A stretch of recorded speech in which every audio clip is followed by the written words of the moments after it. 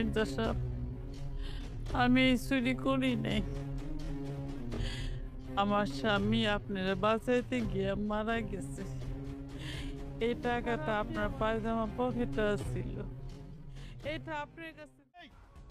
তাই না তোর ছেড়ে ফেলামু।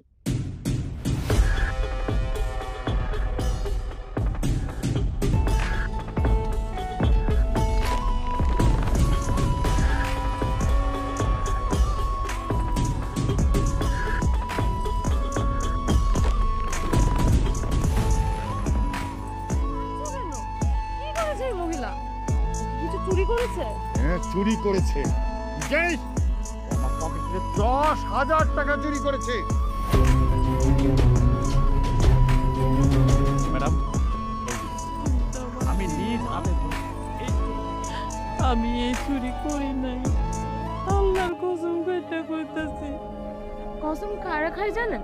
যারা চোর, চোরদের কাজই হচ্ছে কসম কাটা।